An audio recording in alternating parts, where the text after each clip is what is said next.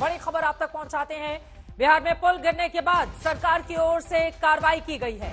कार्रवाई के तहत बिहार सरकार ने 11 इंजीनियर को सस्पेंड कर दिया है। बिहार सरकार की ओर से यह कार्रवाई की गई है।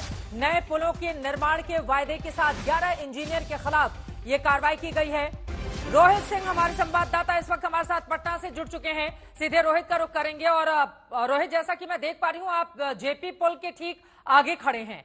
ये पुल मजबूती के साथ दिखाई दे रहा है कम से कम, लेकिन अभी तक ये जो कार्रवाई अभी की गई है बिहार सरकार की ओर से सस्पेंशन की, इसको लेकर और क्या जानकारी देंगे? इंजीनियर के ऊपर गाज गिराकर क्या सरकार अपना पल्ला झाड़ने की कोशिश कर रही है? क्योंकि बड़ी बड़ी मछलियां अभी भी बाकी हैं भ्रष्टाचार के, जिनके ऊपर आरोप लग रहे हैं। रोहित, बिल्कुल चित्रा, ठीक पहचाना आपने। जेपी सेतु जो है वो मेरे पीछे है, गंगा नदी पर बना हुआ है, लेकिन ये ठोस है, मजबूत है, उन पुलों की तरह नहीं है जो ताश के पत्तों की तरह जो है बिहार में बिखरते जा रहे हैं, ध्वस्त होते जा रहे हैं। क्या नया, क्या पुराना, क्या निर्माणाधीन, हर पुल मानो लग रहा है ध्वस्त हो रहा है, भरभरा कर गिर रहा है। और ऐसे में सरकार की नींद जाकर खुली। परसों मुख्यमंत्री नीतीश कुमार ने समीक्षा बैठक की, अधिकारियों की क्लास लगाई। जब अधिकारियों की क्लास लगी तो कल जब चैतन्य प्रसाद है, एसीएस जो है जल संसाधन विभाग के, उन्होंने कार्रवाई का आश्वासन दिया। आज 11 इंजीनियर्स पर गाज गिरी है, सस्पेंड किया गया है। लेकिन सवाल ये उठता है कि ये किस तरीके के अधिकारी और कॉन्ट्रैक्टर्स को गाद निकालने का काम दिया गया था। सरकार ने करोड़ों रुपए खर्च किए हैं पिछले कुछ सप्ताह में, करोड़ों रुपए से गाद निकालने के लिए विभिन्न नदियों से, ताकि जो है जो उसका सफाई हो सके। और इस कारण से ये इंजीनियर्स और जो ठेकेदार हैं, उन्होंने पिलर के आसपास की मिट्टी को ही खोद दिया, वहीं से गाद निकाल लिया। तो आप समझिए जो नींव है वो बिल्कुल एक्सपोज हो गया। और नींव जब एक्सपोज हो गया और जैसे ही थोड़ा सा पानी का जो है वो दबाव बढ़ा, जलस्तर बढ़ा, पुल तो गिरना ही था, भरभरा कर पुल गिर गया। 17 दिनों में 1 दर्जन पुल गिर चुके हैं। अररिया, किशनगंज, मधुबनी, मोतिहारी, सिवान, छपरा, ये तमाम जिले हैं जहां पर पुल धराधर करके गिर रहे हैं और अब अधिकारियों पर गाज गिर रही है। लेकिन सवाल ये उठता है कि क्या अधिकारियों पर, इंजीनियर्स पर गाज गिराकर क्या सरकार अपना पल्ला झाड़ने की कोशिश कर रही है? कि इसलिए ये बड़ा सवाल है चित्रा। बिल्कुल पल्ला झाड़ने की कोशिश कर रही है। सवाल बड़ा यह है, 11 इंजीनियर को आपने सस्पेंड कर दिया है, लेकिन ये जो करोड़ों रुपयों का नुकसान हुआ है आम जनता का, उसकी भरपाई किससे की जाएगी? रोहित, आपने सारण से लेकर सिवान तक गिरने ढहने वाले तमाम पुलों की तहकीकात की है, वहां के लोगों से भी बातचीत की है। पुल क्यों बहे, इस सवाल का जवाब जानना बहुत जरूरी है। लेकिन अब ये जो कार्रवाई 11 लोगों, पैसा कहां से आएगा? जो पानी पैसे की तरफ बहाए गए हैं यहां पर, पैसे की तरफ, और यहां पर दिखा रहे हैं अररिया, सिवान, मधुबनी, मोतिहारी, किशनगंज, सिवान की ये तस्वीरें हैं।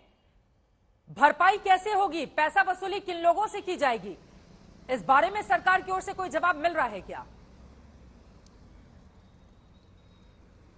देखिए, सरकार का रटा रटाया जवाब है कि जिसने गलती की है उसी से वसूलेंगे। यानी कि यहाँ की इंजीनियर्स पर तो कार्रवाई आप कर सकते हैं, पैसे उनसे वसूल नहीं सकते हैं क्योंकि वो सरकारी इंजीनियर्स हैं। तो बचा कौन? अब बलि का बकरा बनेंगे ये जो ठेकेदार होते हैं, ठेकेदारों पर अब कार्रवाई होगी। और ये बताया जा रहा है कि ये जो ठेकेदार, जिन्हें ये गाद निकालने का एक काम सौंपा गया था जल संसाधन विभाग की तरफ से, और जिन्होंने लापरवाही बरती और पिलर के आसपास की ही नींव को जो है वो कमजोर कर दिया, वहां से मिट्टी निकाल कर, अब उन कॉन्ट्रैक्टर्स पर भी कार्रवाई करने की यहाँ पर अब जो है वो कोशिश हो रही है। और कहा यह जा रहा है कि ये जो ठेकेदार है जिन्होंने लापरवाही बरती है, जिन्होंने अपना काम ठीक तरीके से नहीं किया है, वो उनसे ही पैसे वसूलेंगे और उन्हीं से कहा जाएगा कि अब आप नया पुल बनाइए उसकी जगह पर। तो ये कितना संभव होगा चित्रा, ये एक बड़ा सवाल है। लेकिन फिलहाल सरकार यही दावा कर रही है कि जिनके कारण ये पुल गिरा है, जिनकी लापरवाही से पुल गिरा है, उन ठेकेदारों से ही जो है वो पैसे वसूले जाएंगे और उन्हीं से कहा जाएगा कि अब वो मुफ्त में जो है एक तरीके से कहें, जो क्योंकि उनकी लापरवाही से पुल टूटा है, तो अब वो दूसरा पुल वहां बनाकर उस जगह पर तैयार करे, उनको सौंपा जाएगा। ये गारंटी मिलेगी कि जो इंजीनियर ठेकेदार पुल बना रहे हैं उन्हें को फिर से जिम्मेदारी दे दी जाएगी कि भैया आप अपना पैसा लगा के दोबारा पुल बनाइए। लीपा पोती की कोशिश में बिहार की सरकार लगी हुई है, इस बात से इनकार नहीं किया जा सकता है। रोहित बने रहिए हमारे साथ। लेकिन इन सब के बीच जीतन राम मांझी की ओर से अब साजिश की बात कह दी गई है। उनका यह कहना है कि जब से एनडीए की सरकार बनी है तभी से आखिर पुल क्यों गिर रहे हैं, इसके पीछे एक बड़ी साजिश है और वो मुख्यमंत्री से मांग करेंगे कि पूरे मामले की जांच करवाई जाए। जीतन राम मांझी पूर्व मुख्यमंत्री को सुनिए। ये हम लोग ये जानते हैं बरसात का समय है, काफी अब नॉर्मल वर्षा हुई है, इसलिए पुल के गिरने का सिलसिला है। लेकिन उसके बावजूद भी पुल क्यों गिरा है, इसकी जांच के लिए यहाँ के मुख्यमंत्री बहुत संवेदनशील है। कल ही उन्होंने बैठक ली है और सख्त निर्देश दिया है कि अगर इसमें कहीं किसी प्रकार की गड़बड़ी हुई है उस पर आवश्यक कार्रवाई किया जाए और कड़ी कार्रवाई की जाए। पत्रकारों के साथ इसी वार्ता में उन्होंने आगे कहा कि साजिश हुई है और एनडीए की सरकार जब से बनी है तब से ही आखिर पुल क्यों गिर रहे हैं। केंद्र में मंत्री हैं, उनकी ओर से यह बयान सामने आया है, लेकिन यहां पर लीपापोती की कोशिश भी क्या शुरू हो चुकी है। रोहित, जल्दी से एक कमेंट आप कीजिए, उसके बाद मेहमानों के पास जाऊंगी।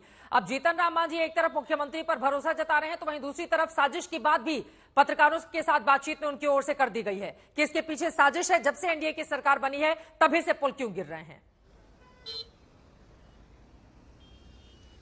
देखिए, ये अब जीतन राम मांझी का अपना एक थ्योरी हो सकता है, लेकिन जितनी मुंह उतनी बातें हो रही हैं। जीतन राम मांझी अगर साजिश की बात कर रहे हैं तो यहाँ पर जो विभिन्न विभाग हैं सरकार के, वो अपना पल्ला झाड़ रहे हैं। डिप्टी सीएम विजय सिन्हा से बात कीजिए तो वो पल्ला झाड़ते हैं कि भाई ये पथ निर्माण विभाग का पुल नहीं था, वो नहीं टूटा है। जल संसाधन विभाग से पूछिए या फिर ग्रामीण विकास विभाग से पूछिए। ग्रामीण विकास अपना पल्ला झाड़ने के लिए तैयार है। वो कह रहा है कि ये तो तेजस्वी यादव से पूछिए कि भाई उनके शासनकाल में रख रखाव क्यों नहीं हुआ, इसके देख रेख क्यों नहीं होता था। तेजस्वी यादव जो है वो सरकार पर जो है वो ठीकरा फोड़ रहे हैं कि देख लीजिए दिल्ली से पटना तक डबल इंजन की सरकार है, उसके बावजूद एक एक दर्जन पुल गिर जा रहे हैं। यानी कि इस फेंका फेंकी हो रही है, एक दूसरे पर जो है वो छींटाकशी की जा रही है। लेकिन हकीकत यह है कि करोड़ों रुपए जो है वो पानी में बह रहे हैं और ताश के पत्तों की तरह पुल भरभरा कर बिहार में गिर रहे हैं।